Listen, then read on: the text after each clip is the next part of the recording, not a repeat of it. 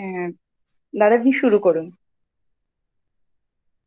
শুরু করুন দাদা। হ্যাঁ আচ্ছা। স্যার, শুরু করুন। হ্যাঁ, আম- আমার কথা শোনা যাচ্ছে? হ্যাঁ স্যার, শোনা যাচ্ছে। শোনা যাচ্ছে, তাহলে শোনা তাহলে যাচ্ছে। আমি একেবারে কোনো আর ভূমিকা না করে শুরু করে দিই। হ্যাঁ হ্যাঁ হ্যাঁ, একদম।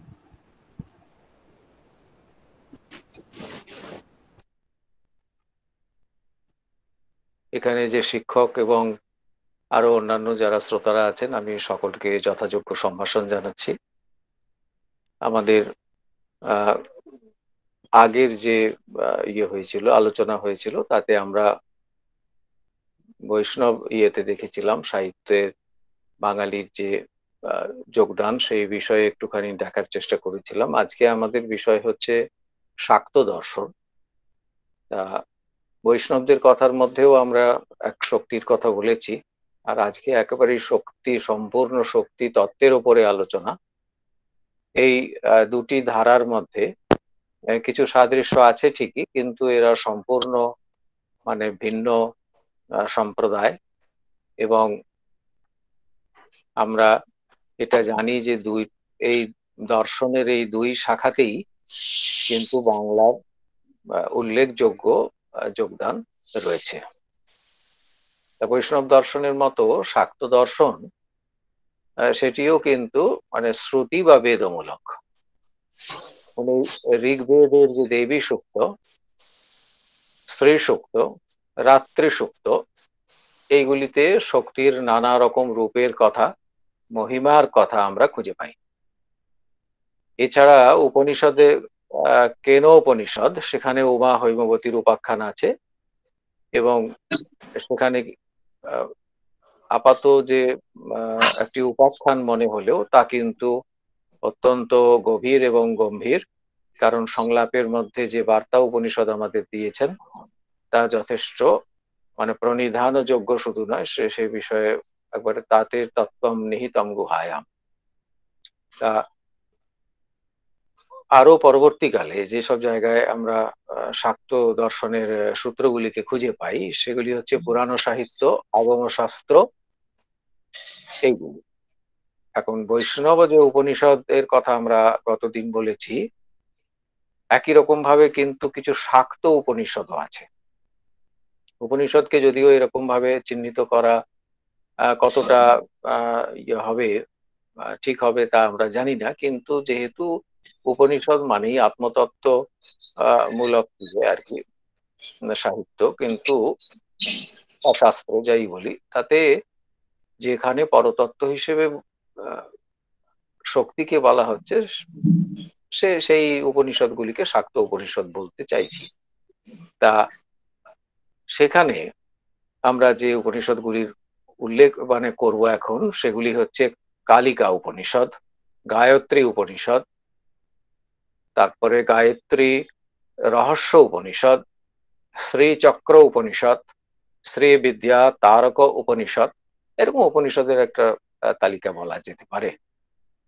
আমরা প্রথমে মূল সূত্রগুলিকে বলছি, যেগুলিকে আধার করে এই শাক্ত সম্প্রদায় তারা যে ভিত্তিভূমির উপরে দাঁড়িয়ে আছেন বা তাদের বিশ্লেষণকে তারা করেছেন, বিস্তৃত করেছেন আর কি। তা এটা তার বাইরে মানে উপনিষদ ছাড়া এই উপনিষদগুলিতে যে কথাগুলিকে আমরা খুঁজে পাই, তার যে সার অংশ খুঁজে পাই, সেগুলি হচ্ছে এইরকম যে সাকারে দেবীর কোনো একটি বিশেষ মূর্তি ও তার যে মহিমা, রূপ, এইগুলির কথা বলা হয়েছে ঠিকই, কিন্তু তত্ত্বত সেগুলি হচ্ছে শক্তিরই একটি রূপ।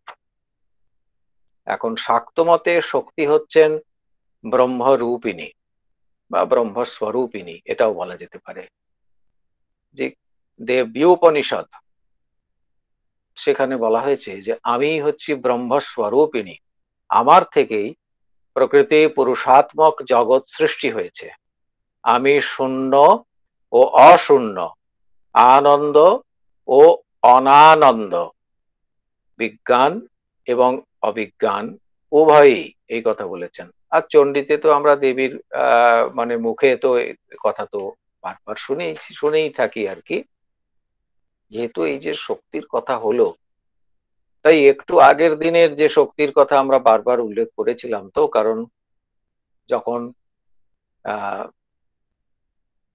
ইয়েতে ভেদের কথা যখন উঠেছে, মানে ভেদ অভেদত অচিন্ত্য ভেদাভেদ, তো যখন ভেদের কথা উঠেছে তখন তো শক্তির কথা উঠেছে, কারণ সেখানে তো পরতত্ত্বকে সগুণ বলে আমাদের গৌড়ীয় রাও স্বীকার করেছেন। তো সেখানকার শক্তি আর এখানকার শক্তি একটুখানি দেখায় এই কারণে যে আমার সঙ্গে আজকে যারা রয়েছেন অনেক গুণী মানুষ এটা রয়েছেন, তারাও সকলেই সারস্বত ব্যক্তিত্ব। তা আমাদের একটা ভাবনা চিন্তার একটা সূত্র এই জায়গাটি হতে পারে, সেই কারণেই বলছি। কারণ এটা ঠিকই যে আজকে ছাত্রদের দিকে তাকিয়ে আমার কথা, কিন্তু সবটুকু ওইরকম ভাবে বললে আপনাদের সঙ্গে দেখা হলো সেটা একবারে নিষ্ফল হওয়া উচিত না। তা ইয়েতে কেন আমার শিক্ষকরা আমাদের তাই বলতেন, বিশেষত আমার পূজ্যপাদ আচার্য পঞ্চানন শাস্ত্রী মশাই এবং অনন্তলাল ঠাকুর মশাই আমাদের সেরকমই বলতেন যে দেখা হলেই একজন যদি সারস্বত ব্যক্তিত্বের সঙ্গে দেখা হয়, একটি দুটি প্রশ্ন করবে, অন্তত পক্ষে সারস্বত দুটি একটি কথা নিশ্চয়ই বিনিময় করবে। তা বলতেন এটি হবে শ্রেষ্ঠ প্রণাম, এই কথা শিখিয়েছিলেন। তা শাস্ত্র বলেন যে মৃগমদ ও তার গন্ধের মতো, সূর্য ও তার কিরণের মতো শ্রী ভগবানের প্রধানত স্বাভাবিকই তিনটি শক্তি আছে। আমরা বৈষ্ণবেদের শক্তি দেখছি, যা তার থেকে আলাদা হয়েও কিন্তু আসলে অভিন্ন, তাই অচিন্ত্য, এই কথা বলদেব বিদ্যাভূষণের। ওই যে তিনটি শক্তির কথা তারা বলেছিলেন, মানে গত সপ্তাহে আমরা উল্লেখ করেছিলাম, সেগুলি হচ্ছে অন্তরঙ্গা, তটস্থা এবং বহিরঙ্গা। সেই বিষয়ে তাদের কথা হচ্ছে শ্রী ভগবানের স্বরূপ বৈভবের নাম হচ্ছে অন্তরঙ্গা শক্তি, জীবের বৈভবের নাম হচ্ছে তটস্থা শক্তি ও মায়া বৈভবের নাম হচ্ছে বহিরঙ্গা শক্তি। একই বৈদুর্যময় থেকে বিকীর্ণ যে নীল পীত এইরকম সব নানান রকমের যে রং আছে, ঠিক সেই রকম শ্রী ভগবানের এই তিনটি শক্তি বিশিষ্ট, মানে তিনি ভগবান হচ্ছেন এই তিনটি শক্তি বিশিষ্ট। তার প্রথমটি হচ্ছে তার চিদ অবস্থা, দ্বিতীয়টি হচ্ছে তার চিদ অবস্থা, আর তৃতীয়টি হচ্ছে তার অচিদ অবস্থা। এই তিনটি তত্ত্বকে তারা স্বীকার করেছেন বৈষ্ণবরা। এবং তাদের কথা হচ্ছে সচ্চিদানন্দময় শ্রী ভগবানের একই স্বরূপগত সত্তা, চৈতন্য এবং আনন্দ, এই যে তিনটি ধারা তার মতো তিনটি শক্তির মধ্যে প্রবাহিত হয়ে থাকে, তবু স্বরূপ বৈভবের মধ্যেই তাদের মানে ঔৎকর্ষ এবং বিশুদ্ধতা, পরিপূর্ণতা লাভ করেছে। তাই স্বরূপ যে বৈভব, তার মধ্যে আছে যে ভগবৎ সত্তা ইত্যাদি, সেইগুলিকে যথাক্রমে বৈষ্ণবরা বলেন যে অন্য যে বৈভবের মধ্যে থাকা যে সত্য প্রভৃতি, সেইগুলি হচ্ছে মূল কারণ। তবুও শুদ্ধ এবং অশুদ্ধত্বের তারতম্য কিন্তু সেখানে থাকে।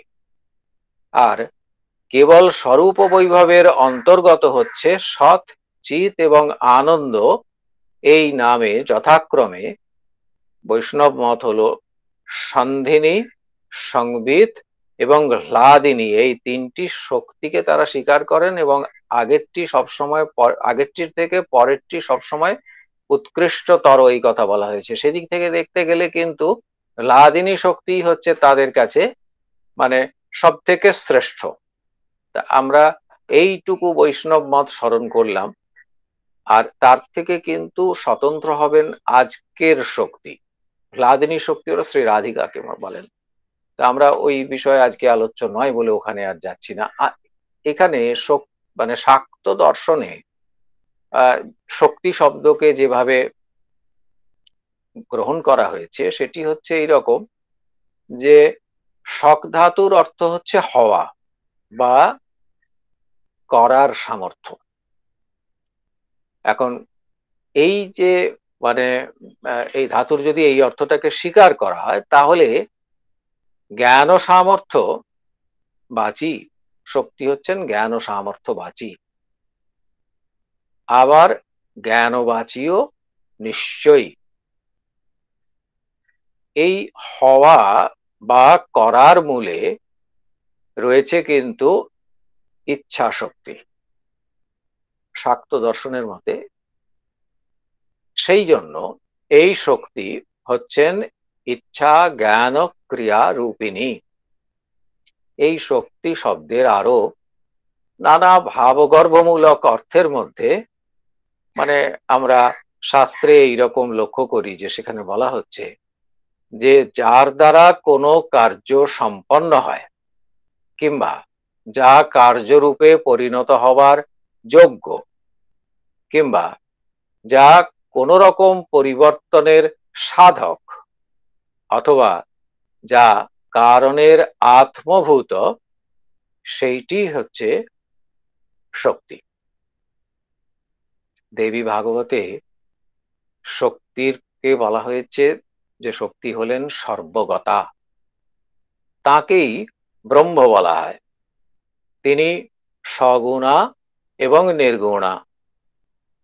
তাহলে ছোটদের জন্য কথা হচ্ছে এই শাক্ত দর্শনে মানে মতে শক্তি হচ্ছেন ব্রহ্ম এবং তাকে সগুণ এবং নির্গুণ এই দুই প্রকার ভেদ স্বীকার করা হয়।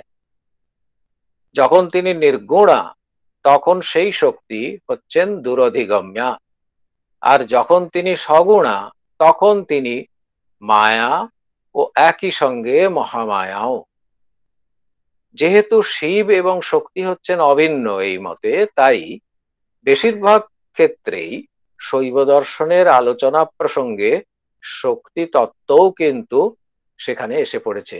এই শৈব যে ধারা, বিশেষত যে কাশ্মীরের যে শৈব আগম, তো সেখানেও কিন্তু শক্তি খুবই প্রাধান্য আছে।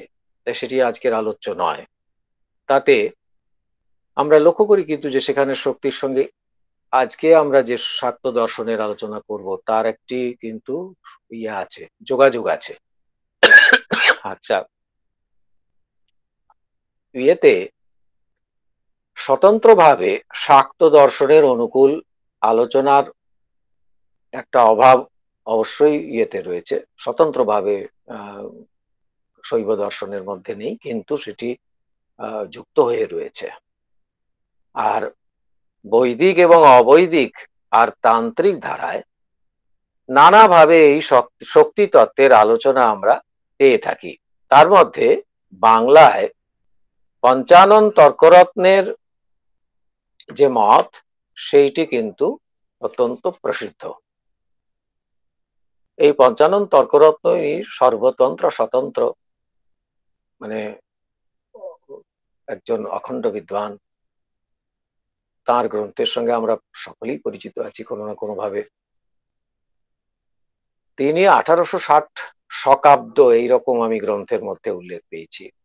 সেই সময়ে তিনি বেদান্ত দর্শনের শক্তি ভাষ্য বলে একটি ভাষ্য প্রকাশ করেন। অনেক জায়গায় এই মতবাদকে স্বরূপাদ্বৈতবাদ বলে বলা হয়, স্বরূপাদ্বৈতবাদ বলে বলা হয়। কিন্তু আবার অনেক জায়গায় এই মতবাদকে আপনার ইয়েতে বলা হয় যে না, এই মতটি হচ্ছে শাক্ত বিশিষ্টাদ্বৈতবাদ। কেন বলেন তার কারণ হচ্ছে স্বরূপত শক্তি তত্ত্বের প্রাধান্য সেখানে আছে, তাই কিছু বিদ্বজ্জন তারা মনে করেন যে এটিকে শাক্ত বিশিষ্টাদ্বৈত বলা ভালো। এবং আমরাও তার গ্রন্থ যৎসামান্য যেটুকু স্পর্শ করার সুযোগ পেয়েছি তাতে আমাদেরও মনে হয়েছে যে বিশিষ্টাদ্বৈতের সঙ্গে তার মানে চিন্তার যে ধারা, সেখানে একটা সাদৃশ্য রয়েছে। সেগুলি জায়গায় আমরা স্পর্শ করব, চেষ্টা করব। তা ইয়েতে এই পঞ্চানন তর্করত্ন, তার গ্রন্থটি আপনাদের আমি একটু দেখাই। মানে তার যে শক্তি ভাষ্য, তার শক্তি ভাষ্য দুটি খণ্ডে এখন পাওয়া যায়। এই এই এই বইটি এখনো পাওয়া যায়, দুটি খণ্ড। তা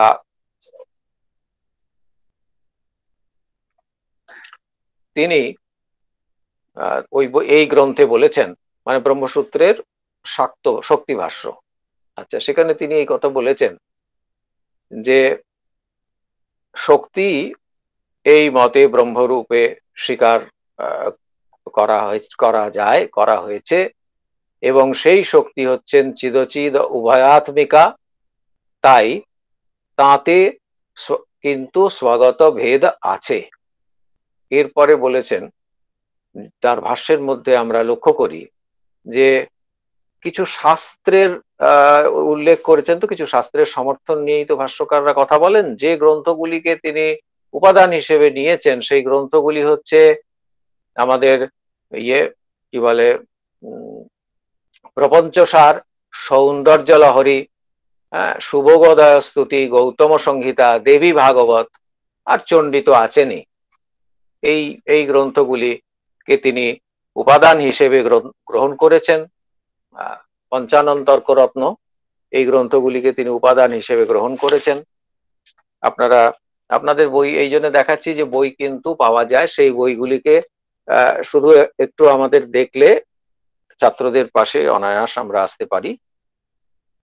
এই পঞ্চানন তর্করত্নের শক্তিভাষ্যে ব্যবহৃত যে সমস্ত শাস্ত্র গ্রন্থ সেইগুলি,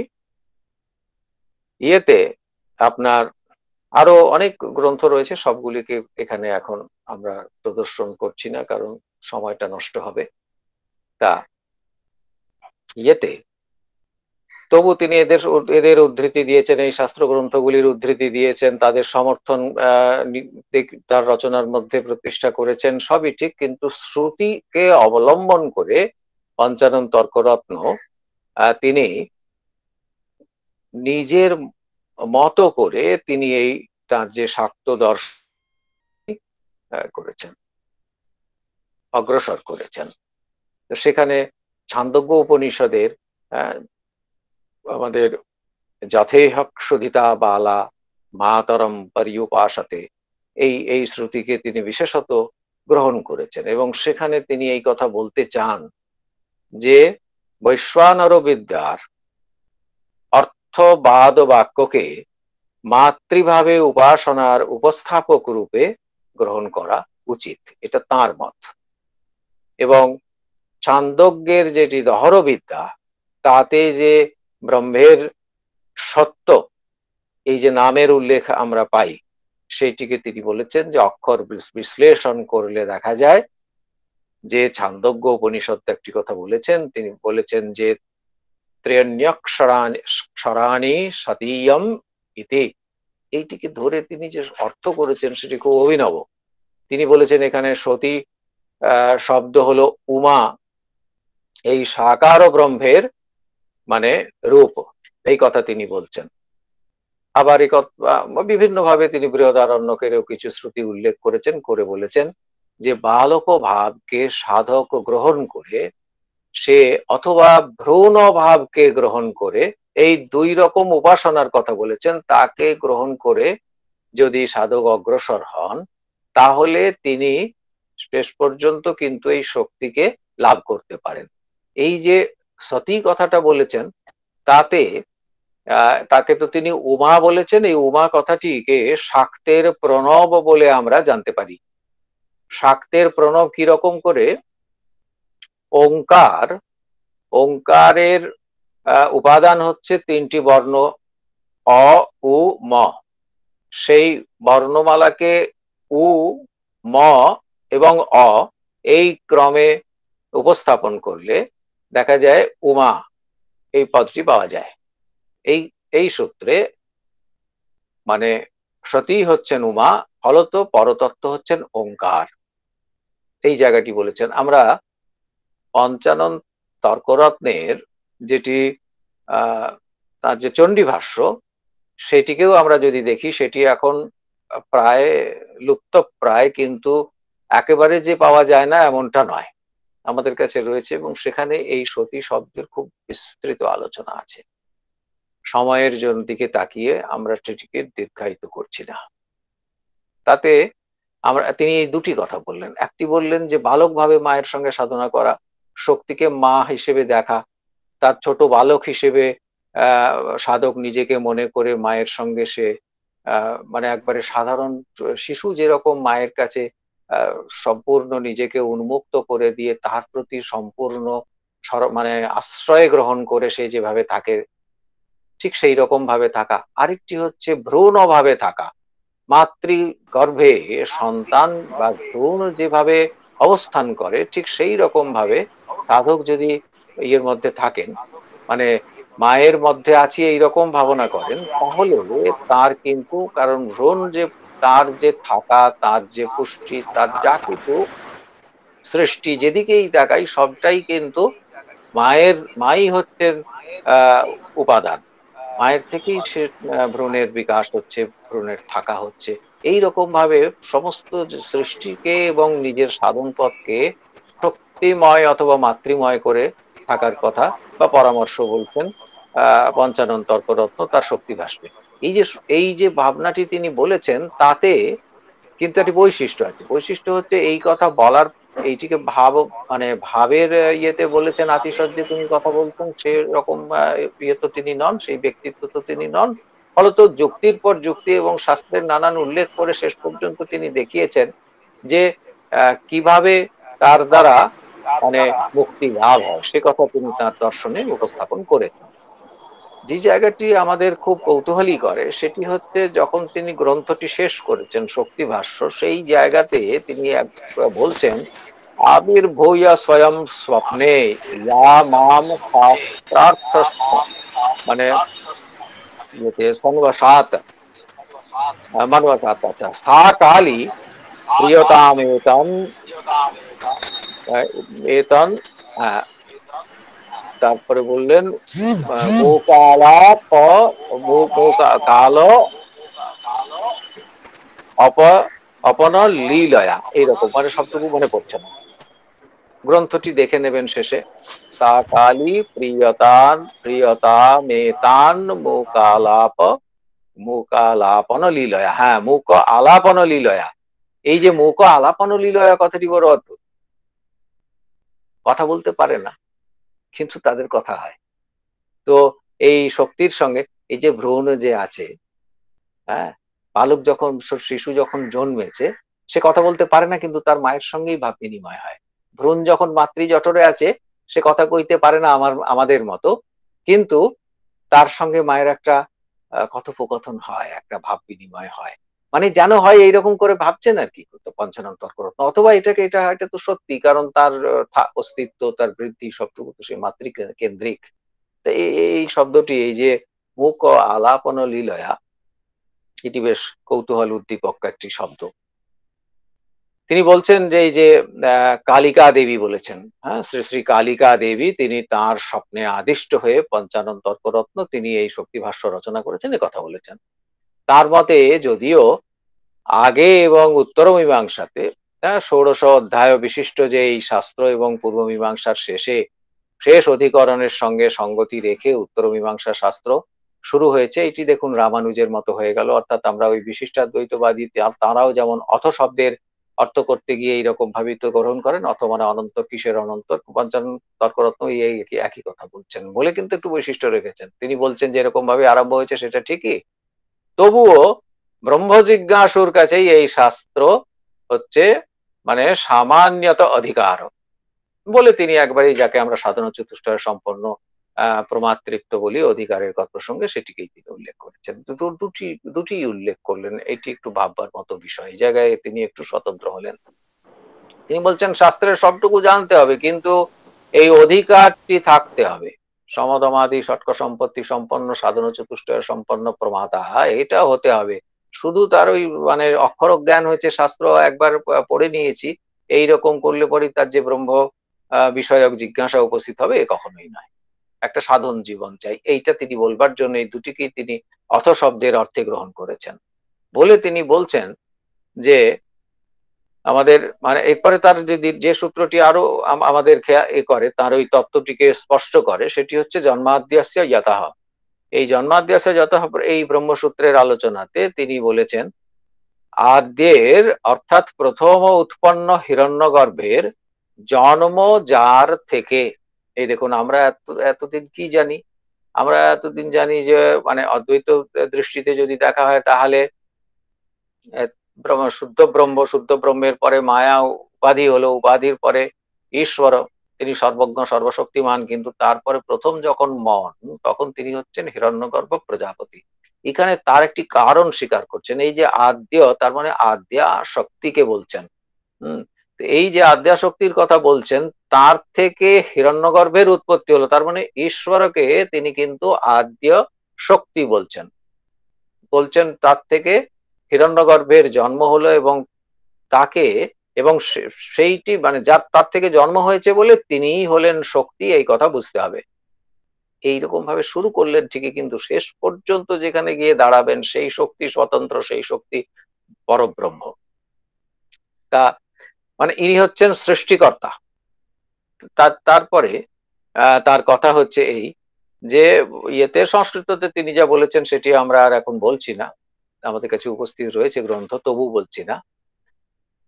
ব্রহ্মের বিষয়ে এই শাক্ত দর্শনের বক্তব্য কি, ব্রহ্ম বিষয়ে শাক্ত দর্শনের বক্তব্য কি, সেটি আমাদের যারা ছোটরা রয়েছেন তাদের জন্য বলি যে সেটি অবশ্যই আমাদের একটু বড় আলোচনার পক্ষে উপযোগী হয়।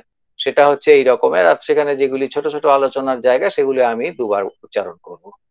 আচ্ছা, নিত্য সম্বন্ধ চিদচিত উভয়াত্মিকা যে শক্তি, সেইটি এই শাক্ত দর্শনের মতে বা পঞ্চানন্তর্করত্নের মতে সেটি হচ্ছে ব্রহ্ম, চিত এবং অচিত উভয়াত্মিকা শক্তি। এরপরে তিনি বলছেন এই শক্তি হচ্ছে অদ্বৈত শ্রুতির সমন্বয়। এই শক্তি শ্রুতি এবং স্মৃতিতে এই শক্তিকেই ব্রহ্ম, পরমাত্মা এবং অক্ষর বলা হয়। চিত শব্দের অর্থ হচ্ছে চেতন পুরুষ, অচিত শব্দের অর্থ হলো জড়া প্রকৃতি। তারা উভয়েই বিভু। এই একটু আগে পর্যন্ত, এই উভয়েই বিভু বলার আগে পর্যন্ত মনে হচ্ছিল রামানুজের মতো হচ্ছে। ঠিক দেখুন, যে এখন উনি বলে দিলেন দুজনেই বিভু, স্বতন্ত্র হয়ে গেলেন। তারপরে বলছেন সেই প্রকৃতি পুরুষ সাধারণ যে একই সত্তা, তার দ্বারা জল এবং দুধের মতো চিত এবং অচিত হচ্ছে নিত্য সম্বন্ধ। এই যে পরস্পর সম্বন্ধ চিদ চিদাত্মক ব্রহ্মসত্তা, সেটি সকল বস্তুর ব্যাপক, এবং এই জন্যেই এর অদ্বিতীয় সত্তারও সিদ্ধি হয়, এই কথা বলেছেন উনি। তার সমর্থনে বৃহদারণ্যক উপনিষদ থেকে উদ্ধৃতি দিয়েছেন, শ্বেতাশ্বতর উপনিষদ থেকে বলেছেন। হ্যাঁ, একটি তো আমরা খুবই পরিচিত, আমরা জানি মায়াম তু প্রকৃতিম বিদ্যান মায়ী নন্তু মহেশ্বরম, খুব সুপরিচিত। আরো অনেক বলেছেন, আমরা বলছি না। আচ্ছা, তার মূল বক্তব্য হচ্ছে এই যে শ্রুতির থেকে প্রকৃতির অর্থাৎ মায়ার সঙ্গে নিত্য সম্বন্ধ ব্রহ্মের এই রকম চিদ অচিত স্বরূপতাই সিদ্ধ হয়ে থাকে। সেই ব্রহ্ম অবশ্যই শক্তি স্বরূপ। আচ্ছা, এই শক্তি দুরকম, ছোটদের জন্য বলছি। শক্তির পরিচয় হলো, তারপরে হচ্ছে এই শক্তি দুরকম, অল্প নম্বরের জন্য। এক হচ্ছে চিদচিত উভয়াত্মিকা ব্রহ্মরূপা শক্তি, আর দুই হলো তদাশ্রিতা বিবিধা শক্তি। তদাশ্রিতা বিবিধা শক্তি, এই শক্তির কথা শ্বেতাশ্বতর উপনিষদে রয়েছে সেটি, এবং চণ্ডীতে রয়েছে এইটি, শক্তি ভাষ্যে আমরা দেখতে পাই। এরপরে গ্রন্থকার বলেছেন বা ভাষ্যকার বলেছেন যে চিন্মাত্র অবচ্ছেদে এই ব্রহ্ম হচ্ছেন নির্গুণ। তাহলে এই শক্তি স্বরূপ যে ব্রহ্ম, তিনি চিন্মাত্র অবচ্ছেদে তিনি হলেন নির্গুণ ব্রহ্ম। কূটস্থ চৈতন্য কেবল, একই কথা। আর বা শিব স্বরূপ বলা হোক, নির্বিকার বলা হোক, কিছু অসুবিধা নেই। আর অচিদ অবচ্ছেদে ইনি হচ্ছেন সগুণ, গুণ আর গুণত্রয়ান্বিতা। এই মতে মানে এই শাক্ত মতে তিনি হলেন গুণত্রয়ান্বিতা প্রকৃতি, তিনি হলেন প্রধান। মূলা প্রকৃতি, ঈশ্বরী, শুদ্ধ বিদ্যা এবং মায়া নামে তাকে শাস্ত্র উল্লেখ করেছেন। এই শক্তির স্বরূপ যে ব্রহ্ম প্রকৃতি এবং পুরুষ উভয়াত্মক, তাহলে শক্তি ভাষ্যকে শক্তি মানে শাক্ত দর্শনে শক্তির স্বরূপের সম্বন্ধে এই কথা বলা হয়েছে যে ব্রহ্ম হচ্ছেন মানে প্রকৃতি এবং পুরুষ উভয়াত্মক, তিনি নিরাকার আবার সাকার। কিরকম? উপাসকের জন্য তিনি যখন উমা, দুর্গা, কালী, জগদ্ধাত্রী এইভাবে তিনি যখন প্রকাশিতা তখন তিনি সাকার, আর তিনি নির্বিশেষ অপরদিকে। সুতরাং অপরিচ্ছিন্ন এবং সবিশেষ এইটি তার মধ্যে আছে বলে তাকে পরিচ্ছিন্ন বলা যেতে পারে। তিনি বলছেন তিনি হলেন নির্বিশেষ, তিনি হলেন অপরিচ্ছিন্ন এবং সবিশেষ। এই সবিশেষ বলে বললেন যে ফলত তাকে পরিচ্ছিন্ন বলা যেতে পারে। কিন্তু ব্রহ্ম যদি চিদাত্মক হয় তাহলে তাকে নির্বিশেষ বলা হবে কি করে? এরকম আমাদের একটা প্রশ্ন উঠতে পারে। তার উত্তর আমরা ভাষ্যে খুঁজে পাই। সেখানে বলা হয়েছে যে যখন প্রপঞ্চ বিলীন রূপ থাকে, প্রপঞ্চ বিলীন মানে বিলীন কথাটি এই শাস্ত্রে অনেক মানে খুব গভীর জায়গা। প্রপঞ্চ যখন আসলে লয় হয়ে যায়, যখন প্রপঞ্চ বিলীন রূপে থাকে, তখন অসৎ কল্প অচিত অংশের আলাদা করে আর কোনো প্রতীতি হয় না। এই জন্য চিত অংশেরই একটি অবিশেষভাবে সত্তা সিদ্ধ হয়ে যায়। এই কারণে চিদ ও চিদাত্মক ব্রহ্মকে শাক্ত দর্শনে নির্বিশেষ বলা হয়েছে। অথবা পরিচ্ছিন্নতা রূপ যে তাকে মানে বিশেষ করে বলা হয়েছে যে পরিচ্ছিন্নতার রূপটি কিন্তু কখনোই যখন আমরা তাকে নির্বিশেষও বলছি বা নিরাকারও বলে যখন দেখছি তখন তাতে কিন্তু সেটি থাকে না। এই দৃষ্টিতে আবার শক্তি হচ্ছেন নির্বিশেষ, কারণ উনি তো অদ্বৈতের কথা বলবেনই। কখনো বিশিষ্টের দিকে তার ঝোঁক থাকবে, কখনো অদ্বৈতের দিকে ঝোঁক থাকবে। এই জন্যই তো আমরা বলেছি শাক্ত বিশিষ্টাদ্বৈত। এই তার গ্রন্থে এইরকম উল্লেখ পাওয়া যাচ্ছে বলে এরকম একটা ভাববার সূত্র আমরা খুঁজে পেয়ে যাচ্ছি।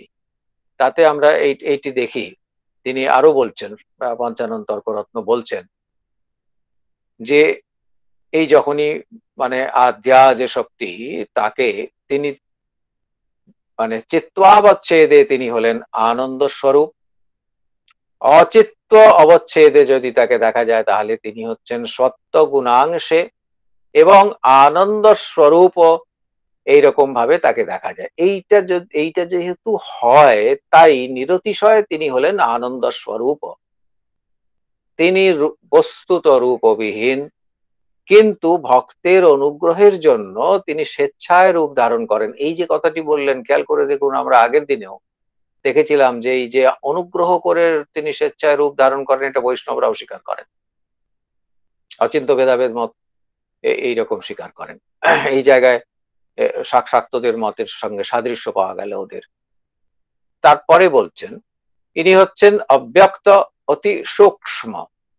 এই জন্য ইন্দ্রিয় গ্রাহ্য হওয়া সত্ত্বেও সম্যক উপাসনা প্রভাবে উপাসকের ইনি কিন্তু প্রত্যক্ষ হন, তাকে দর্শন দেন। এই কথা বলছেন। সাধকের যেমন রুচি সেই রকম ভাবে তিনি আলাদা আলাদা উপাসনার ভাগ করেছেন, আর তার নানা রকমের রূপ কিন্তু শাস্ত্রে বলা হয়েছে। সেই রূপগুলি কি রকম? যেমন ধরা যাক মাতৃভাবের কথা বলেছেন, দুহিত্রী ভাবের কথা বলেছেন। এই বিষয় এইভাবে যখন উপাসনা করা হবে তখন তার যে রূপটিকে সাধক ভাববেন সেটি হচ্ছে এই উমা, পার্বতী, এরকম কথা বলেছেন। যখন গুরু এবং পিতৃভাবে যখন উপাসনা করতে হবে তখন সেই শক্তিকেই শিব এই রূপে ভাবনা করা যেতে পারে। শিব প্রভৃতি বলে উল্লেখ করেছেন। ফলত অন্য যে দেবতাদের কথাও কিন্তু এখানে গ্রহণ করার একটি সুযোগ খোলা আছে। তারপরে বলছেন যে ইয়েতে সব থেকে যেটি কৌতূহল আমাদের জাগায় সেটি হচ্ছে তিনি বলছেন যে সখ্য এবং কান্ত ভাবে যখন এই আদ্যাশক্তি তার যখন উপাসনা করা হবে তখন তিনি কিন্তু শ্রীকৃষ্ণ, দেখুন ভালো করে, তিনি শ্রীকৃষ্ণ প্রভৃতি রূপ মানে রূপের ভক্তের কাছে আবির্ভূত হন। তার মানে কালী এবং কৃষ্ণকে তিনি একই তত্ত্ব বললেন। আর বলছেন যে ইয়েতে পরমৈশ্বর্যযুক্ত রূপে যখন উপাসনা করা হয় তার জন্য কুল ও মন্ত্র ইত্যাদি ভেদে এই শক্তিরই বিভিন্ন মূর্তি কিন্তু উপাসিতা হয়ে থাকেন। এর মাধ্যমে যেটা বুঝে নিতে হবে বলেছেন সেটা হচ্ছে যে মানে সৌর গানপত্য প্রভৃতি তাদের মতগুলিও এর ভেতরে অন্তর্নিহিত হয়ে গেল বলে বুঝতে হবে।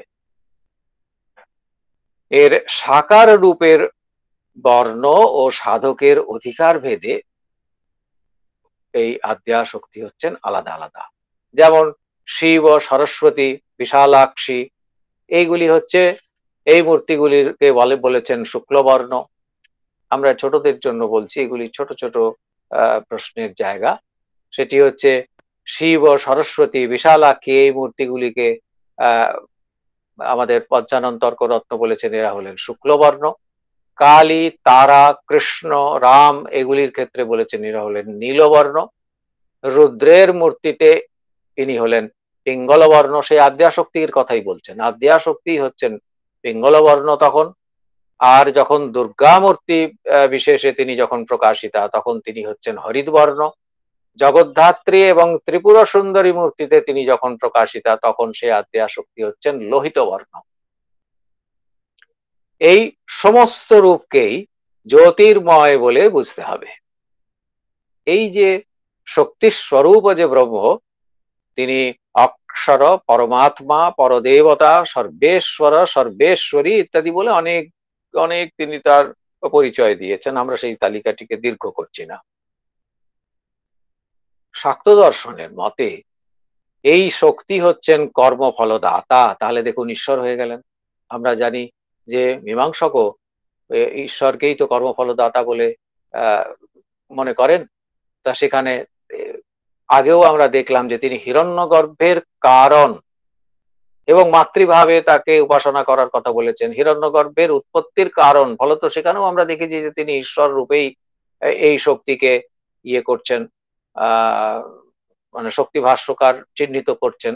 আবার এখানে যখন কর্মফলদাতা বলেছেন তখনও কোথায় যেন একটা মীমাংসকের সঙ্গে তার চিন্তার একটা সাদৃশ্য খুঁজে পাওয়া যাচ্ছে। কারণ মীমাংসকও তো বলেন যে একটা কর্মের থেকে একটা অপূর্বের উৎপত্তি হচ্ছে এবং সেই অপূর্ব তো কখন ফল যে দেবে সেই ফলটি তো আর নিজে নিজে উৎপন্ন হবে না, সেই ফলটি ঈশ্বর কর্তৃক প্রদত্ত হবে। তো সেই ছায়াটি এখানে খুঁজে পাওয়া যাচ্ছে। সেই ইয়েটিকে ফলত তাকে এই আদ্যাশক্তিকে ঈশ্বরী এই কথা তিনি নানাভাবে কিন্তু বলছেন। আচ্ছা, এরপরে বলছেন যে আমাদের এর কৃপাতেই, মানে এই শক্তির কৃপাতেই জীব শিবত্ব, ব্রহ্মত্ব, বিষ্ণুত্ব লাভ করে থাকেন। তাহলে দেখুন, মানে শৈব হলো, বৈষ্ণব হলো, সকলেই কিন্তু, এমনকি যিনি জ্ঞানী, একেবারে ব্রহ্মত্ব তো এরকম ভাবে আমরা ধরবো না, মানে জাতি দিয়ে ধরবো না।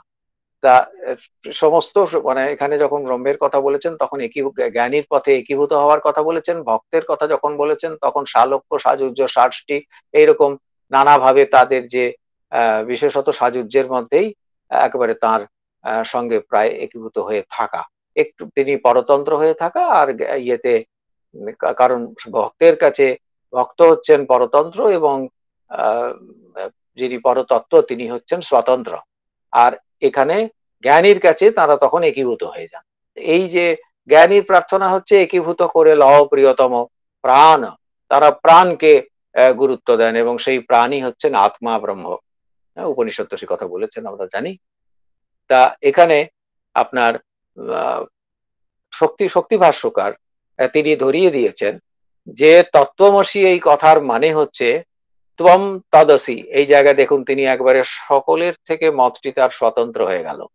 তিনি বলছেন তত্ত্বমসি কথার মানে হচ্ছে ত্বম তদসি, অর্থাৎ তুমি চিদাত্মক ব্রহ্ম, মা তুমি হচ্ছ চিদাত্মক ব্রহ্ম, এই মানে বুঝতে হবে। এবং তার সমর্থনে তিনি নানান যুক্তি দেখিয়েছেন, সেটিও যথেষ্ট তার ইয়ে আছে, মানে বেশ তীক্ষ্ণ এবং সুন্দর যুক্তিগুলি রয়েছে।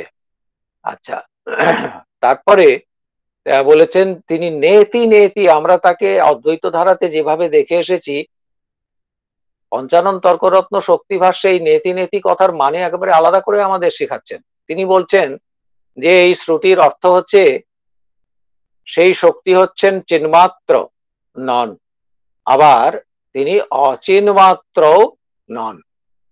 তাহলে চিন্মাত্রও নয়, অচিন্মাত্রও নয় সেই আদ্যা শক্তি, কিন্তু তিনি কি রকম, তিনি হচ্ছেন চিদচিত উভয়াত্মিকা, এই কথা বলছেন। আমরা তার মতে জগতের জায়গায় আসছি।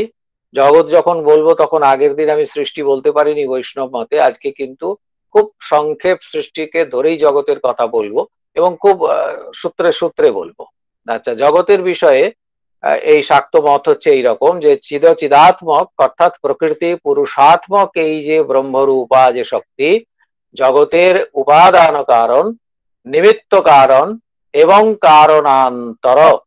এই দেখুন, তাহলে নিমিত্ত উপাদান বলা পর্যন্ত কিন্তু অদ্বৈতের সঙ্গে মিল ছিল।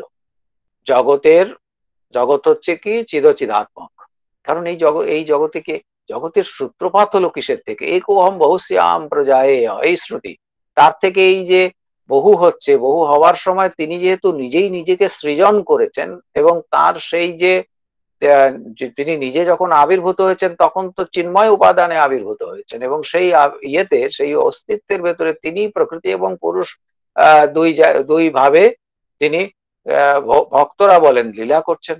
আর এখানে জ্ঞানীদের কথা হচ্ছে তিনি সেরকম দুই হয়ে প্রকাশিত হলেন। আর যদি শাক্ত মত হয় তাহলে তিনি প্রকাশিতা হলেন মা, তিনি প্রকাশিতা হলেন আদ্যাশক্তি, তিনি প্রকাশিতা হলেন। হবার পরে এইবারে তিনি কিন্তু নিজের যে স্বরস, নিজে তার মধ্যে তিনি ওই দুই হলেন, মানে এবারে রসের স্থান এলো, তখন শান্ত সূক্ষ্ম দাস্য বধুর ইত্যাদি নানান রকম ভাবে তার সঙ্গে আমি ঘর করতে পারি। এইবারে সেই সূত্রে সেইটিকে আস্বাদনও করছে কে না, সেই এক বিশেষ শক্তি যা স্থাবর জঙ্গম গোটা সৃষ্টির মধ্যে ওতপ্রোত রয়েছে। কাজেই এই শাক্ত দর্শনের এই কথাগুলি অত্যন্ত মৌলিক এবং খুবই যুক্তি সহ, কারণ সেখানেও যুক্তিগুলি দেওয়া আছে, মূল গ্রন্থ দেখতে হবে, কাজেই তবেই বুঝতে পারা যাবে, কারণ সবটুকুতেই এত অল্প সময় হয় না। তা সেখানে তিনি ধরিয়ে দিচ্ছেন, এই যে কারণান্তর বললেন, এইখানটায় শক্তিভাষ্য স্বতন্ত্র হলো। তা নইলে উপাদান নিমিত্ত কারণ বললে এক্ষুনি তো আমাদের যেটা মনে হয়ে যায় যে তাহলে তো তিনি ওই লুতা তন্তর ন্যায় এক্ষুনি নিমিত্ত উপাদান করলে তিনি অদ্বৈতবাদী, এইরকম বলা যাবে না, তা বলা যাচ্ছে না। কারণ তারপরে তিনি আলাদা করেছেন, নিমিত্ত কারণ বলে আবার আলাদা করেছেন, তিনি উপাদান কারণ, তিনি নিমিত্ত কারণ, ঠিক আছে, তারপরে কারণান্তর বলে আলাদা করে দিলেন। এই কারণান্তর বলতে তিনি যেটা বলেছেন সেগুলি হচ্ছে কাল, স্বভাব, নিয়তি, ইচ্ছা, এইগুলিকে তিনি বলেছেন যে এইগুলি হচ্ছে সাধারণ কারণ সৃষ্টির প্রতি, জগৎ সৃষ্টির প্রতি এগুলি সাধারণ কারণ। তো অচিদ অবচ্ছেদে এই শক্তি তিনি হলেন পরিণামী, এগুলি বিশেষ স্থল। অচিদ অবচ্ছেদে যখন শক্তিকে দেখা হয় তখন তিনি হলেন পরিণামী কারণ, যখন চিদ অবচ্ছেদে তাকে দেখা হয় অর্থাৎ পুরুষ রূপে যখন সেই শক্তিকে দেখা হচ্ছে তখন তিনি হচ্ছেন কর্তা বা তিনি হলেন নিমিত্ত কারণ।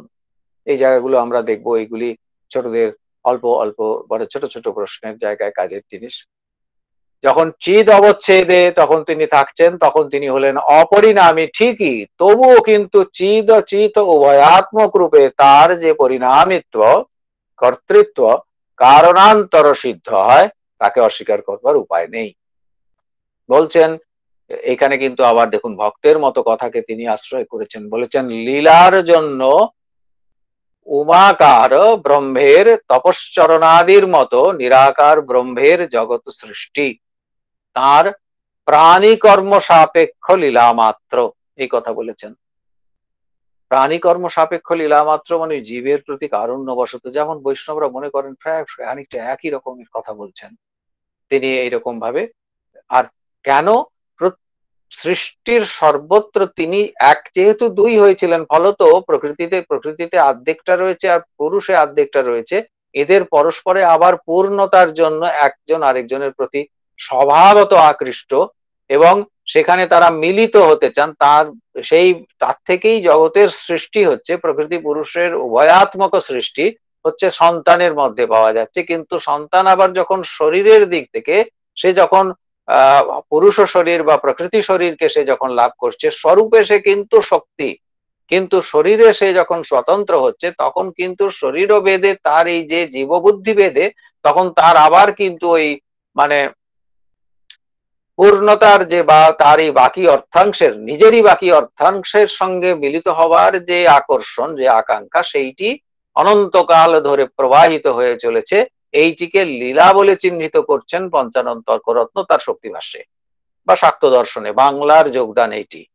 সেখানে তিনি এরকম কথা বলছেন যে ইয়েতে যখন চিদাত্মক পরমেশ্বরের যখন সৃষ্টির ইচ্ছা, তার মাধ্যমে তিনি বুভুক্ষিত অচিদ অংশ আকাশ তন্মাত্র রূপে পরিণাম প্রাপ্ত হয়, এই কথা বললেন। দেখুন, তাহলে ইনি পরিণামের কথা বললেন, ইনি কিন্তু বিবর্তের কথা বললেন না, পরিণামের কথা বললেন। এটিও ভাববার জায়গা। তারপরে এবারে ওই ক্রমটা বলেছেন সৃষ্টির, সেটিকে আমরা খুব দীর্ঘ করছি না। যেরকম বলেছেন, তার থেকে বায়ু উৎপন্ন হলো, বায়ুর থেকে তেজ উৎপন্ন হলো, তার থেকে পঞ্চতন্মাত্রের ত্রিবৃতকরণ বলেছেন, পঞ্চীকরণ বলেননি, ত্রিবৃতকরণ। এবং তারপরে, কারণ উপনিষদে ত্রিবৃতকরণের কথা আছে, ও সেইটুকুকেই দিয়েছেন। পঞ্চীকরণকে যেভাবে ইয়েতে সদানন্দ যোগীন্দ্র যেরকম ভাবে যেহেতু ইয়েতে বাতাস থেকে ধরেন, তো হ্যাঁ, বাতাস থেকে ধরেছেন, অগ্নি জল মাটি এই তিনটিকে ধরেছেন। ফলত অগ্নি ধরতে গেলে পরে ওখানে বাতাস এবং আকাশ স্বাভাবিকভাবে এসে পড়বে, কারণ তা নইলে তো উৎপত্তির ক্রমটা অসিদ্ধ হয়ে যাবে, ইত্যাদি নানান যুক্তি আছে। তো সে এখানে তিনি কিন্তু তা করেননি, ইনি একবারে ত্রিবৃতকরণ উপনিষদের গ্রহণ করেছেন। করে তিনি বলছেন যে স্থূল নাম রূপের অভিব্যক্তি, সেটি হচ্ছে এই যে পরমেশ্বরী, তার মাধ্যমেই সাধিত হয়ে থাকে বা সম্পাদিত হয়। এই পরমেশ্বর কর্তৃক সেই যে তন্মাত্রগুলির কথা, প্রথমে তো তন্মাত্র দিয়ে সৃষ্টি হয়, যাকে আমরা বিরাট বলি। সেই তন্মাত্রগুলিতে তার ভেতরে প্রথমে সেই তন্মাত্র থেকে প্রথমে মুখ্য প্রাণ, পরে ইন্দ্রিয়দের সৃষ্টি হয়। আর এই যে চিদাত্মক যে ব্রহ্ম বা শক্তি, তার থেকে জগৎ উৎপন্ন হয়েছে, এই কথা বলে তিনি বলছেন এ ফলত এই জগৎটাও হচ্ছে চিদাত্মক। তাহলে আমরা ইয়েতে শাক্ত মতে বাংলার দৃষ্টিতে লক্ষ্য করছি, যেমন সেখানে পরতত্ত্ব যে শক্তি, তাকে যেমন চিদাত্মক বলা হয়েছে, এবং তিনি যেহেতু এই জগতের মধ্যে নিমিত্ত উপাদান হয়ে থেকে গেছেন, কারণান্তর হয়ে থেকে গেছেন, ফলত তাকে সেই জগৎকেও কিন্তু মানে শাক্ত দর্শন চিদাত্মক বলেছে। তাহলে এটি একটি জায়গা। জগৎ কি? জগৎ হচ্ছে চিদাত্মক ছোটদের জন্য। আচ্ছা, ব্রহ্মার অধিকাংশ যে স্থূল রূপে ব্রহ্মের অচিদ অংশ যেটি, এই আবার ইয়ের কথা হচ্ছে, কি বলে, শাক্ত দর্শনের কথা হচ্ছে, তারা তো অচিত এবং চিদচিত উভয়াত্মক বলেন। তার এই ব্রহ্মের যেটা অচিত অংশ, তার থেকে স্থূল রূপটি পরিণাম প্রাপ্ত হয়, এই কথা বলেছেন। আর চিদ অংশ তাতে প্রতিবিম্বিত হয়। দেখুন, ব্রহ্মের অচিদ অংশ স্থূল রূপে পরিণাম প্রাপ্ত হয়, আর চিদ অংশ তাতে প্রতিবিম্বিত হয়।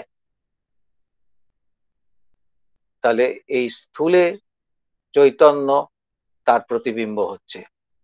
তবে এই চিদ অংশের এই যে প্রতিবিম্ব ভাব অন্তঃকরণেই স্পষ্ট উপলব্ধি করা যায়। পাথর বা এরকম ধরনের যারা, সেখানে তো অন্তঃকরণ আছে বলে এখনো তো আমরা জানতে পারিনি, তো সেই কারণে বলেন যে সেখানে এই রকমের কোনো উপলব্ধি থাকে না। নইলে কিন্তু জগৎটাকে অতি অবশ্যই চিত অচিত উভয়াত্মিকা এইরকম ভাবে, এই যেহেতু আমাদের স্থূল শরীরের মধ্যে স্থূল যে সৃষ্টি, ফলত স্থূল শরীর তো বটে, সেখানেও যে আমাদের চৈতন্যের প্রতিবিম্ব আছে, বা সেটাকে উপলব্ধি করতে পারি আমরা, ফলত একে চিত অচিত ইয়ে বলতে হবে, উভয়াত্মিকা জগৎ এরকম স্বীকার করতে হবে। বলছেন যে জড় অংশে ঘট হচ্ছে অচিত, আর সেই ঘটে অধিষ্ঠিত যে পৃথিবী অভিমানিনী দেবতা তা হচ্ছেন চিত। এই একটু পাল্টে গেল কিন্তু। আমরা যদি এরকম দেখি যে টেবিল, কারণ ঘট বলতে হচ্ছে এই কারণে একবারে শাস্ত্রীয় দৃষ্টান্ত দিয়েছেন, তো তাই তো ঘটের মধ্যে নানান রকম পূজা টুজা হয়। তো বলছেন হ্যাঁ, আপাতত মনে হতে পারে ঘটের তো কোনো মন নেই, তা সে কি করে বুঝবে এইসব প্রতিবিম্ব টিম্ব এইসব চিত মানে অচিত উভয়াত্মক এই সমস্ত অনুভূতি তো ঘটের কিছু নেই। বলছেন না না, মাটির দিকে তাকিয়ে দেখা যাক। আমাদের বেদ তো একবারে মাটিকে, ভূমি সুক্ত মাটিকে কত প্রশংসা করছেন, মাটির সঙ্গে একেবারে মানুষের মতো কথা কইছেন, তার গুণে তার সমৃদ্ধির জন্য মানুষ কত মুগ্ধ হয়ে রয়েছে, তার কাছে মানুষ কতভাবে ঋণী। তাই বলছেন সেই মাটি কে খেয়াল করো, তাতিয়ে তো তৈরি হয়েছে। আরেকটা হচ্ছে সেইখানে পৃথিবীর অভিমানিনী যে দেবতা রয়েছেন তিনি হচ্ছেন চিত বা চৈতন্য। ফলত আমি যাকে আপাতত ঘট বলে মনে করছি, চেয়ার টেবিল বলে মনে করছি, অন্য কিছু বলে মনে করছি, তার মন থাক না থাক তাতে কোনো প্রকার চেতনা আমি টের পাই না পাই, কিন্তু সমস্তটা যেহেতু মূল চৈতন্য থেকে তার সৃষ্টি হয়েছে, অর্থাৎ যাকে বলেছেন আদ্যা শক্তি, যার যিনি একেবারে নিমিত্ত উপাদান এবং আর অন্য কারণ সমস্ত কিছু বিশিষ্ট হয়ে তিনি জগৎটিকে সৃষ্টি করেছেন বলে জগৎটাও চিরচিত উভয়াত্মক হয়ে পড়েছে। ফলত সেখানে এইরকম ভাবে একটি স্থল তিনি বললেন যে এই কারণে দেবতা হচ্ছেন চিত। ফলে তো এখানে আমরা তো এরকম পুজো করার সময় এরকম বলছেন যে এরকম বলি যে ঘটত্বম ধর্মরূপ ওসি, এই কথা তো বলি, এইগুলো এই সমস্ত মন্ত্রতন্ত্র রয়েছে, সেই সমস্ত হেতুকে আশ্রয় করেও তো বুঝতে পারা যায় যে ঘটের মধ্যে আমরা যতই জড় বলে মনে করি তাতে একটা দেবতাত্মতা কিন্তু আছে। এইভাবে তিনি আরো বলেছেন যে এরকম বিকারভূত যে উভয়াত্মক জগতের উভয়াত্মক ব্রহ্ম থেকে অনন্যতা এবং এক বিজ্ঞানে সর্ববিজ্ঞান সিদ্ধ হয়। তাই আবার ছান্দোক্য উপনিষদের মতো, মানে তাকে ধরে উপনিষদের মতো বলাটি ঠিক নয়, উপনিষদ থেকেই তিনি তার সমর্থন নিয়ে নিজের মতটিকে প্রতিষ্ঠা করছেন। আমরা যে জীবের, আমাদের সময় বোধহয় হয়ে আসছে। আচ্ছা, জীবের কথা অল্প বলি, মুক্তিটা আজকেও হবে বলে মনে হচ্ছে না। তো জীবের কথা একটু না বললে পরে জগৎ হয়েছে, ব্রহ্ম হয়েছে, জীব না বললে কিছুই হয় না। আর মুক্তি ছাড়া কিন্তু একটি দর্শনের মানে পূর্ণ পূর্ণ পরিক্রমা হয় না কখনো। তা কারণ দুঃখের থেকে, আমরা আগের দিনও বলেছি, দুঃখের থেকে সমস্ত দর্শনের উৎপত্তি। সেই দুঃখের নিবৃত্তির জায়গাটিকে যে দর্শন আলোচনা করা হচ্ছে, সেই দর্শন কোন দৃষ্টি থেকে তাকে বিশ্লেষণ করেছেন এবং কোন যুক্তিতে তাকে প্রতিষ্ঠিত করেছেন, সেইটি যদি পরিষ্কার না হয় তাহলে কিন্তু সেই আলোচনাটি অবশ্যই অসম্পূর্ণ থাকে। কিন্তু আমাদের কাছে সময়ের দিকে তাকিয়ে উপায় নেই, আমরা জীবকে খুব সংক্ষেপে বলি। না স্যার, আপনি বলুন বলুন, আমরা কারণ ছোটদের শুনছি, বলুন তাদের বলুন স্যার। বড় আলোচনা করার মতো সুযোগ এবং ছোট আলোচনা করার মতো সুযোগের জায়গাটা একটু বড় করে দেওয়া, আর কিছু না।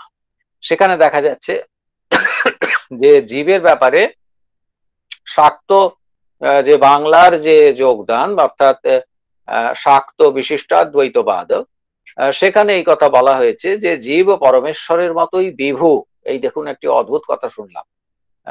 জীব হচ্ছেন পরমেশ্বরের মতোই বিভু, যিনি প্রাজ্ঞ পদবাচ্য পরমেশ্বর। এই প্রাজ্ঞ কথাটা বললেন বলেই এই কথার ভেতরে কিন্তু যুক্তি আছে। আপনি যখন দেখছেন যে শুদ্ধ ব্রহ্মের পরে অবিদ্যা বা মায়া উপাধি যখন হলো, সমষ্টিতে যখন আমরা দেখছি, তখন সেখানে হচ্ছেন সমষ্টিতে প্রথম স্তরটি হচ্ছে ঈশ্বর। তিনি হচ্ছেন সর্বজন সর্বশক্তিমান।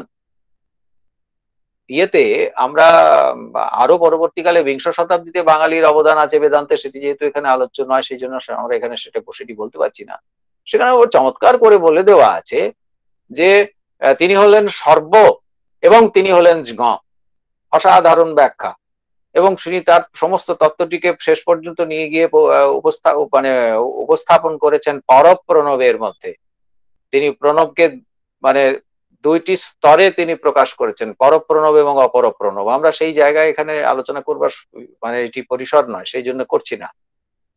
কিন্তু সেইটিও বেদান্তে বাঙালির একটি বিংশ শতাব্দীর অতি অবশ্যই মৌলিক অবদান সেখানে রয়েছে। সেই ভাষ্যের কথা এখনো পর্যন্ত আমরা খুব ভালো করে সবাই জানি, এরকম সুযোগ এখনো আসেনি। তা সে যাই হোক, আমরা যেটি বলবো সেটি হচ্ছে এই শাক্ত বিশিষ্টাদ্বৈত, সেখানে তারা বলছেন যে প্রাজ্ঞ যদি যেমন ঈশ্বরের বিপরীতে যদি দেখা যায়, তাহলে শুদ্ধ যে ব্রহ্ম, তাতে অবিদ্যা উপাধি হলে, মায়া উপাধি হলে পরে সমষ্টিতে হচ্ছেন প্রাজ্ঞ, তারই প্রতিবিম্ব হচ্ছে কিন্তু অবিদ্যা উপহিত বেষ্টি চৈতন্যে, সেটি হচ্ছে প্রাজ্ঞ। প্রাজ্ঞ মানে খুব জ্ঞানী তা তো নয়, প্রাজ্ঞ মানে হচ্ছে অল্পজ্ঞ, সব থেকে কম জানেন, সেই জন্য তাকে তো সুষুপ্তির সঙ্গে তুলনা করা হয়েছে, এ তো আমরা এইটুকু তো জানি। তো ফলত এখানে বলছেন যে এই যে প্রাজ্ঞ পদবাচ্য পরমেশ্বর, তিনি অনুপরিমাণ বুদ্ধিতে বা অন্তঃকরণে সেখানে তিনি প্রতিবিম্বিত হয়ে জীব নামে তিনি অভিহিত হন। আর কি না, এই ইয়েতে শাক্ত দর্শনে বিম্ব এবং প্রতিবিম্বের মধ্যে বাস্তব কোনো ভেদ নেই। এই জায়গাটা আবার আলাদা হয়ে গেল। দেখুন, যারা প্রতিবিম্ববাদী, বিবরণ সম্প্রদায়, অদ্বৈত ইয়ের ভেতরে স্কুলের মধ্যে, সেখানে এখানে কিন্তু ইনি বললেন কি, পরিষ্কার বললেন, বিম্ব এবং প্রতিবিম্বের মধ্যে বাস্তব ভেদ নেই। কারণ দিয়ে বলছেন চক্ষুবৃত্তির পরাবৃত্তি বশত প্রতিবিম্বে বিম্বই পরিদৃষ্ট হন। ছোটদের জায়গা, অল্প কথার জায়গা, সেটা হচ্ছে বিম্ব প্রতিবিম্বের মধ্যে বাস্তব ভেদ নেই, কারণ চক্ষু বৃত্তির পরাবৃত্তি বশত প্রতিবিম্বে বিম্বই পরিদৃষ্ট হন।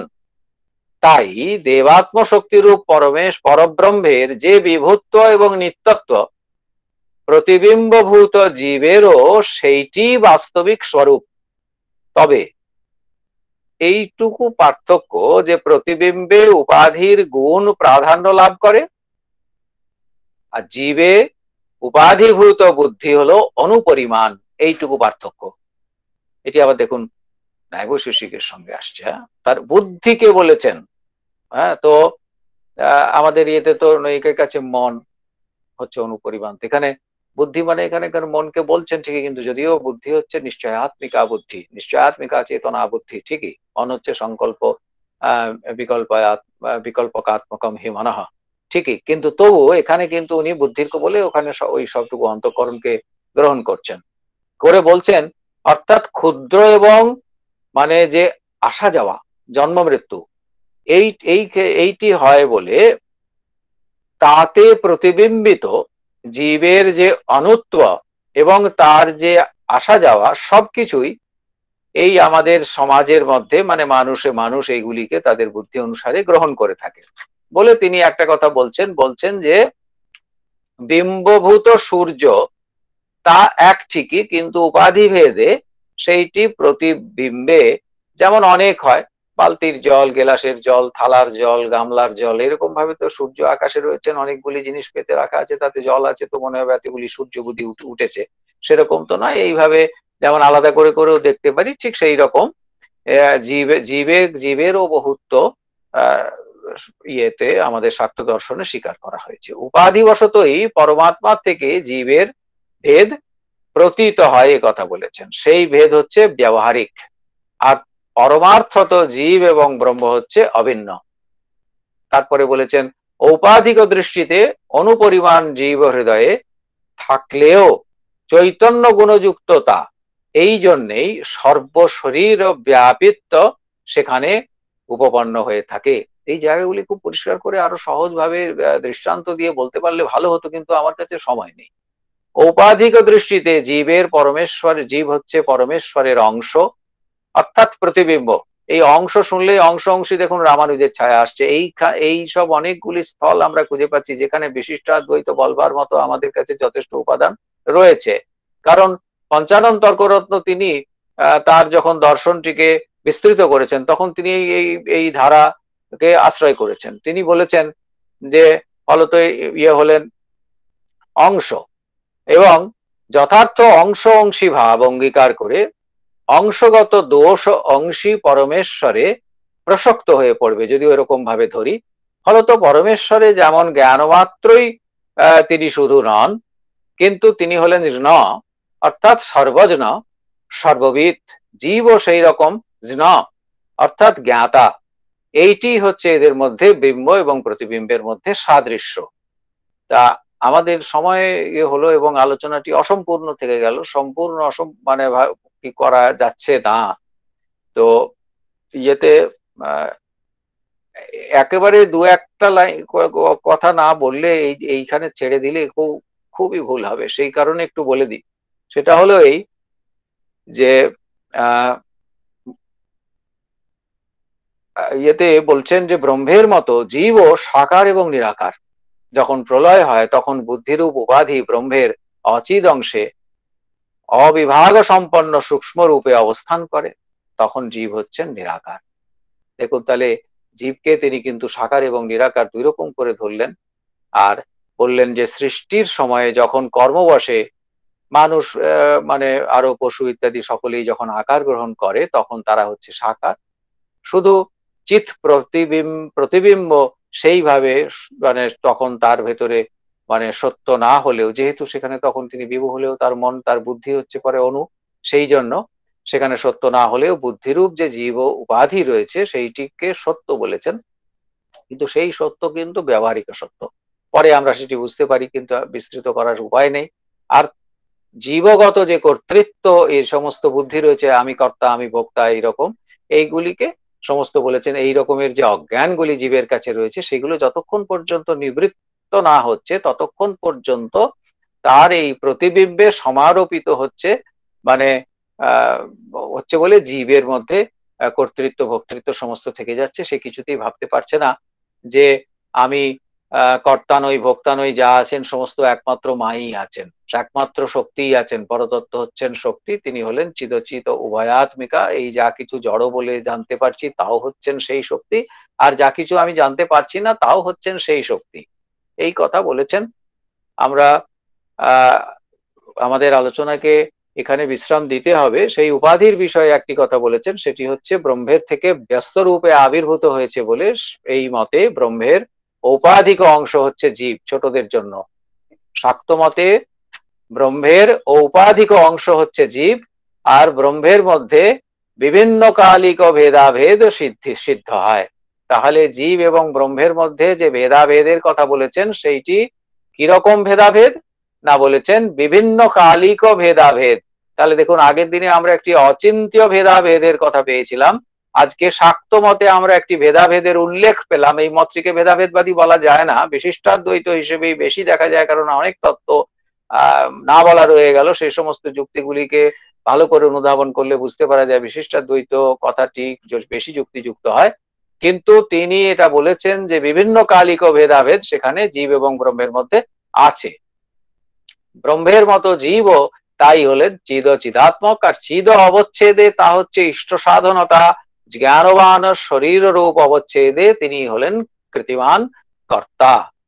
তবে জীবের এই যে কর্তৃত্ব সেটি কিন্তু প্রাণী কর্ম সাপেক্ষ ঈশ্বরের অধীন। যে ঈশ্বরের অধীন বললেন, আবার আমরা রামানুজের ঘরে ঢুকে পড়েছি। আমার আজ আর কথা বাড়ানো উচিত নয়, আমি এখানেই আমার বাচালতা প্রগল্ভতা সবকিছুকে বিশ্রাম দিচ্ছি। এবার আপনাদের কথা শুনবো।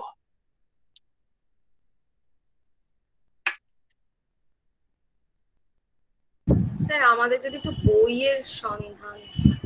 হ্যাঁ, বই আপনাদের বলছি। প্রথমত শক্তি ভাষ্য। শক্তি ভাষ্য আপনার গোপীনাথ কবিরাজ মশাইয়ের ভূমিকা সহ প্রকাশিত হয়েছে, বিভিন্ন লাইব্রেরিতে পাবেন। দিল্লি থেকে বেরিয়েছে, পরিমল প্রকাশনী। তারপরে আপনার গোপীনাথ কবিরাজ মশাইয়ের ওই তান্ত্রিক সাধনা ও সিদ্ধান্ত, তান্ত্রিক সাধনা ও সিদ্ধান্ত দেখবেন। আচ্ছা, পঞ্চানন তর্করত্নের নিজের সম্পাদিত দেবী ভাগবত নবভারত পাবলিশার বের করেছে, তাতে অনেক কথা বলা আছে, কারণ এই গ্রন্থটিকে তিনি আকর গ্রন্থ হিসেবে গ্রহণ করেছেন। প্রতি পদে এই গ্রন্থের কথা উনি বলেছেন। আচ্ছা, চণ্ডী ভাষ্য স্বতন্ত্র রূপে ইয়ের আছে, পঞ্চানন তর্করত্ন মশাইয়ের আছে। সেইটি আমাদের আপনাকে আমি দেখাচ্ছি তার ইয়েটি, স্থলটি, পঞ্চানন তর্করত্নের বইটি। তা এমনি অনেকগুলি সপ্তশতীর টিকা রাষ্ট্রীয় সংস্কৃত সংস্থান প্রকাশ করেছেন, তাতেও আপনারা শক্তির সমর্থনে যে টিকা সেগুলিকে পাবেন। আচ্ছা, রাষ্ট্রীয় সংস্কৃত সংস্থানের যাবতীয় গ্রন্থ ডানলপের কাছে তাঁতিপাড়ায় সীতারাম বৈদিক আদর্শ সংস্কৃত মহাবিদ্যালয়ে পাওয়া যায়, দিল্লি থেকেও আনা যায়। আচ্ছা, পঞ্চানন তর্করত্ন মশাইয়ের যে চণ্ডী ভাষ্য, এই বইটি এখন পাওয়া যায় না। এটি উনি নিজে প্রকাশ করেছিলেন, মানে ওর ছেলে শ্রীজীব ন্যায়তীর্থ, তিনি তার প্রযত্নে এই গ্রন্থটি বেরিয়েছিল, কিন্তু এখন এটি দুর্লভ হয়ে পড়েছে, কোথাও লাইব্রেরিতে পেতে পারেন।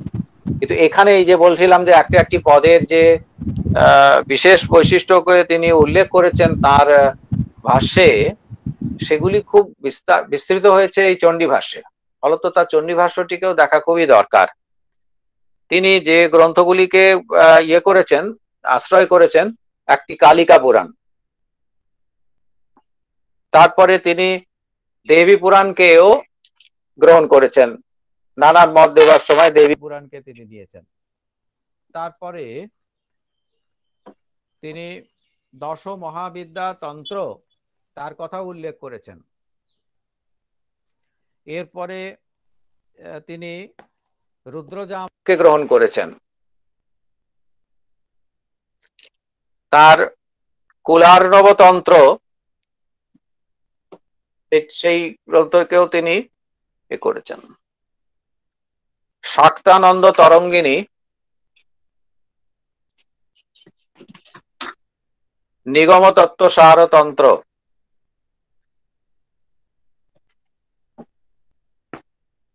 আর কোথাও কোথাও যেখানে যেখানে এই যে অচিত্য ভেদাভেদ বাদের সঙ্গে মিল বললাম আমরা, কোথাও কোথাও বৈষ্ণবদের সঙ্গে মতের মিল হচ্ছে, সেই জায়গার জন্য এই রাধাতন্ত্র তাকেও কিন্তু দেখা যেতে পারে।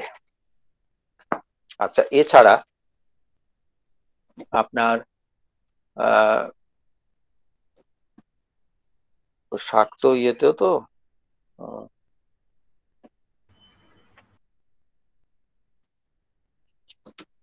গোপীনাথ কবিরাজেরই কিছু আলোচনা আছে, গোপীনাথ কবিরাজের কিছু আলোচনা আছে, সেইগুলি তার যে গ্রন্থাবলীতে যদি একটু দেখেন তাহলে ভালো হয়।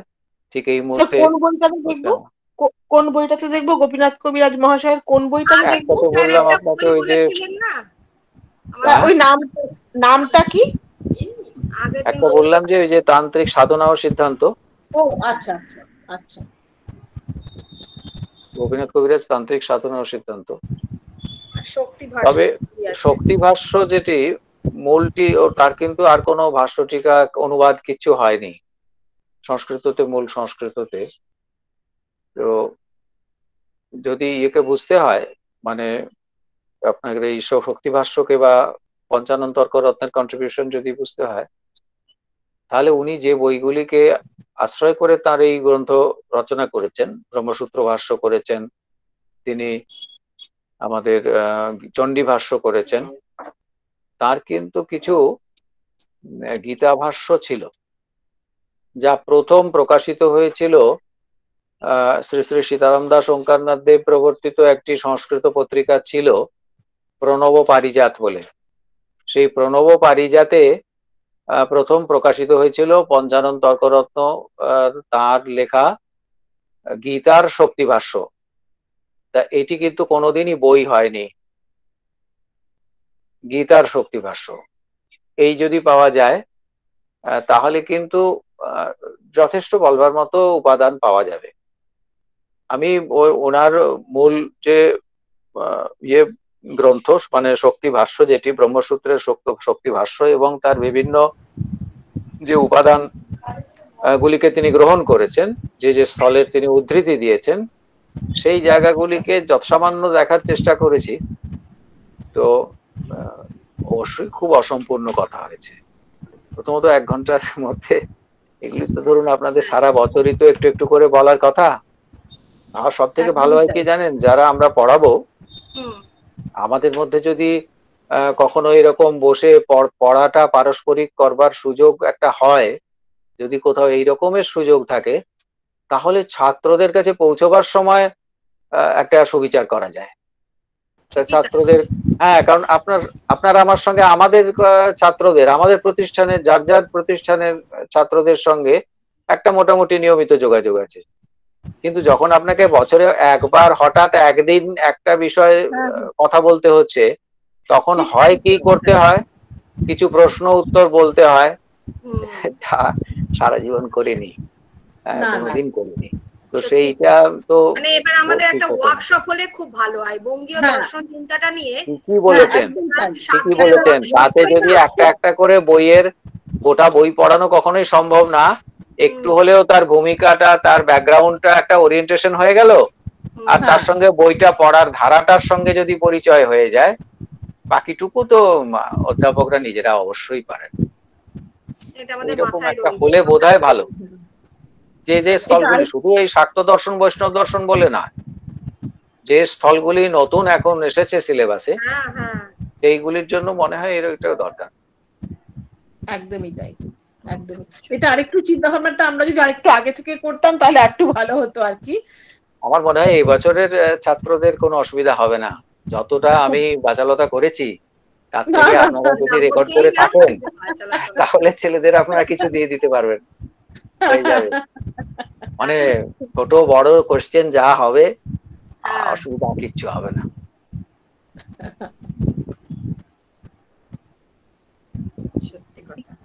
এবং শুধু ছাত্রদের নয়, আমাদেরও মানে এটা জানার ফলে আমরাও ওদেরকে বোঝাতে বলতে পারবো আর কি। সত্যি সত্যি একদম টেরই পেলাম না 1 ঘন্টা 10 মিনিট কি করে কেটে গেল।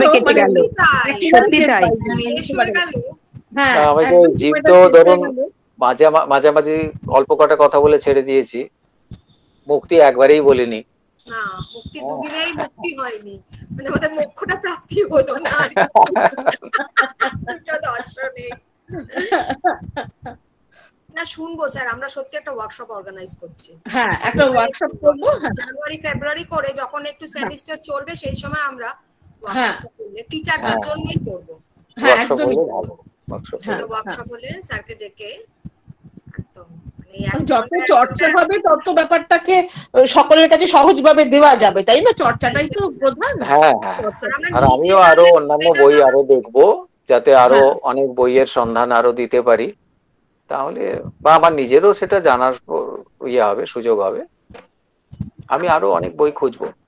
এখন এই অল্প সময়ের মধ্যে যেটুকু হয়েছে সেটুকু দেখলাম। এও আপনাদের জন্য দেখা হলো। আমার তো এখন কলকাতা বিশ্ববিদ্যালয়ের অধীনে নই, আমাদের সিলেবাসে, মানে কলকাতা আমাদের তো সংস্কৃত বিশ্ববিদ্যালয়ের সিলেবাসই দেখাতে হয়। তো আমাদের হচ্ছে স্টেট ইউনিভার্সিটি। হ্যাঁ, তাহলে দেখুন ওটা তো ওর সঙ্গে আমার কোনো যোগাযোগ নেই। স্যার, আপনাদের সিলেবাসে কি দর্শন এই ব্যাপারটা এরকম আছে? আছে, আমাদের বাংলার যোগদান আছে। তবে আমরা যেটা করেছি, আমরা অনির্বাণকে নিয়েছি, আমরা গোপীনাথ কবিরাজকে নিয়েছি, আচ্ছা, হ্যাঁ, আমরা সীতারাম দাস ওঙ্কারনাথকে নিয়েছি, কারণ তারও তো বেদান্তের 3টে প্রস্থানে ভাষ্য রয়েছে, এইগুলো সমস্ত নিয়েছি। আমরা একেও নিয়েছি, মানে বাঙালিদের মধ্যে যাদের নূতন মত রয়েছে, পঞ্চানন তর্করত্ন রয়েছেন, এইগুলি আমাদেরও আছে। এবং মহানামব্রত ব্রহ্মচারীজি আছেন, কারণ তারও কিন্তু ইয়েতে বেদান্তের ভাষ্য রয়েছে, গীতা ভাষ্য রয়েছে, তারপরে ব্রহ্মসূত্র ভাষ্য রয়েছে, উপনিষদ ভাষ্য রয়েছে। আর এগুলো মেয়েদের, ছেলে মেয়েদের জানাও তো দরকার। হ্যাঁ, আপনি যখনই দেখুন মহানামব্রত ব্রহ্মচারীজিকে নেওয়া মানে অচিন্ত ভেদাভেদ ধারায় বিংশ শতাব্দীতে নতুন কন্ট্রিবিউশন। হ্যাঁ, ঠিক এইগুলো ভেবে আমরা এটা করেছি। কারণ অরবিন্দ পর্যন্ত, অরবিন্দ, রবীন্দ্রনাথ, বিবেকানন্দ চর্চা হয়েছে, তাতে আপনি প্রচুর উপাদান পাবেন, কিন্তু যে বিষয়ের চর্চা হয়নি অথচ বাঙালিরা পড়াশোনা করেছেন, নতুন দিক উন্মোচন করেছেন, সেইটি এই উদ্যোগকে, হ্যাঁ, এই উদ্যোগকে আমরা সবসময় আপডেটেড থাকতে হয়। তো এই জন্য মানে যারা সিলেবাস করেছেন তাদের সাধুবাদ জানাই, কারণ তার ফলে আমরা আমাদের কৌতূহলের জায়গাটাকে আরো বাড়াতে পারবো, কিছুটা আরো জানা হবে, ছাত্রদেরও একেবারে এখনকার এখন পর্যন্ত যা চর্চা হয়েছে সেই খবরটা তাকে দিতে পারবো, নিজেরও একটা তৃপ্তি হবে। তো সেই দিক থেকে একটু করে নেওয়া যায়। তো আমরা সংস্কৃত বিশ্ববিদ্যালয়ে এরকম সিলেবাস হয়েছে। আচ্ছা আচ্ছা। ভালো। তা আমাদের তো সংস্কৃত ভাষা, তো সবই সংস্কৃত পড়া, সবই সংস্কৃত লেখা, বাংলা তো নেই। বোধহয় বারাসাতেও বোধহয় তাই। আমাদের হ্যাঁ বারাসাত। সংস্কৃত এখন প্রায় তাই করছে। সংস্কৃত আপনার এই কলকাতা বিশ্ববিদ্যালয়ে বোধহয় প্রায় তাই একই রকম হয়েছে, যতটুকু শুনেছি। সবটুকু না হলেও ওদেরও সংস্কৃততে খানিকটা বাধ্যতামূলক করেছে। রবীন্দ্র ভারতীতে তো বাধ্যতামূলক ছিলই। হ্যাঁ, আমি যখন পড়াতাম তখন দেখেছি বাধ্যতামূলক ছিল। এমএ তে ছিল, গ্রাজুয়েশনে ছিল। গ্রাজুয়েশনে ছিল না, এমএ তে ছিল। এমএ তে ছিল, গ্রাজুয়েশনে ছিল না। রবীন্দ্র ভারতীতে আমিও পার্ট টাইম করেছি 2010 হ্যাঁ হ্যাঁ, আমিও করেছি অনেক দিন। হ্যাঁ, সেটা আমার দেখা হতো। হ্যাঁ, দেখা হতো রেগুলার আমাদের। হ্যাঁ, ঠিক। আমি তো অনেক দিন, মানে 92 থেকে 2001, অনেক দিন অনেক দিন করেছি। যাক স্যার, খুব উপকার হলো, খুব ভালো লাগলো। আমরা মানে এই দুটো আমাদের এই যে লেকচার হলো, তার ফলে আমরা উদ্বুদ্ধ হলাম যে ওয়ার্কশপ করার এবং আরো শুনবার ইচ্ছা রইল। আরো এক ঘন্টায় না কিরকম তৃষ্ণাটা মিটলো না। একদম না, একটু তো সূত্রপাত হলো, হ্যাঁ, একটু তো অন্তত ভাবা গেল যে এটা নিয়ে আমাদের চিন্তা করবার মতো প্রয়োজন আছে আর জায়গাও আছে। তো এরপরে নিজেদের সুবিধা সুযোগ বুঝে চর্চা করলেই হবে। সেটাই আমরা করব স্যার, করব। ঠিক আছে সর্বানিধি, গোটা। আচ্ছা স্যার, আমাদের দুটো মহাবিদ্যালয়ের পক্ষ থেকে আপনাকে সশ্রদ্ধ প্রণাম। এবং মানে আমরা এত ঋদ্ধ হলাম যে সত্যি মুগ্ধ, মানে একেবারে সত্যি কথা বলছি, একদম টের পেলাম না কিভাবে সময় কেটে গেল। আর আমরা ছাত্রছাত্রীদের থেকেও অনেক বেশি মানে আমাদের উপকারে লাগলো আর কি আপনার এই অমূল্য বক্তব্য। আবার আপনাকে আমরা প্রণাম জানাচ্ছি, এবং আপনি সুস্থ থাকবেন, এবং আমরা আবার ভবিষ্যতে আপনাকে ডাকবো, তখন নিশ্চয়ই আপনি আমাদের ডাকে আসবেন। আজকাল আপনাদের সান্নিধ্যে কথা বললে আমারও ভালো লেগেছে। আপনাদের আমিও আমার শ্রদ্ধা এবং নমস্কার জানাচ্ছি, কৃতজ্ঞতা জানাচ্ছি। হ্যাঁ দাদা, আপনি সুস্থ থাকবেন, এবং আবার আমরা চাই পেতে আপনাকে। হ্যাঁ, নিশ্চয়ই। আমাদের মাঝে আবার আসতে হবে। হ্যাঁ, নমস্কার। নমস্কার।